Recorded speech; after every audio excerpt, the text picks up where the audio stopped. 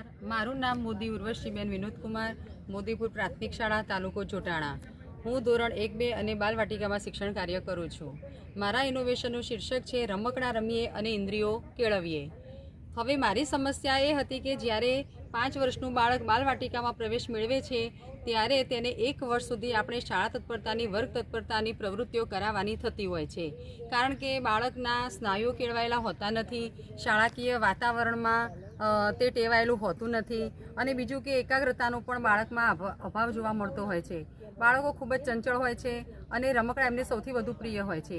જ્યારે શરૂઆતમાં બાળકોને રંગપૂર્ણિની પ્રવૃત્તિ છે, ચીટક કામ છે, ટપકા જોડવાની પ્રવૃત્તિ જેવું પ્રવૃત્તિઓ કરાવીએ છીએ ત્યારે બાળક તેમાં રસ દાખવતું નથી.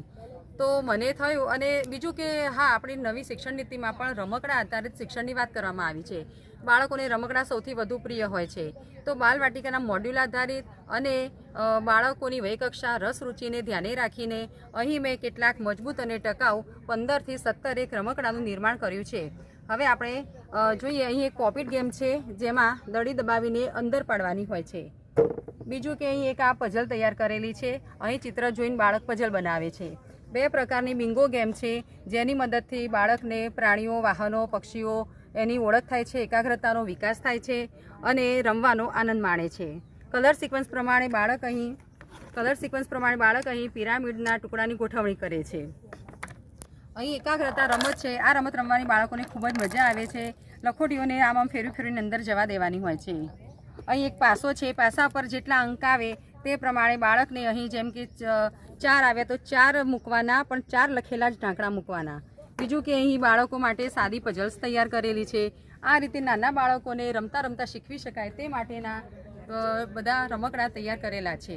અને મને આનું પરિણામ એ મળ્યું કે બાળકો શાળાએ સત્રના પ્રથમ દિવસથી જ આવવા પ્રેરાયા છે. બાળ માનસમાં રહેલો શિક્ષક પ્રત્યેનો હાવ દૂર થયો છે.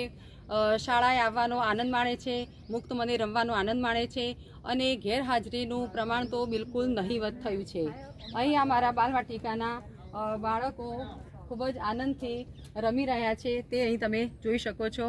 અને અહીં બાળકોને માટે ખૂબ જ અલગ અલગ પ્રકારના વેસ્ટ મટીરિયલમાંથી લર્નિંગ મટીરિયલ્સ તૈયાર કરેલા છે. અસ્તુ.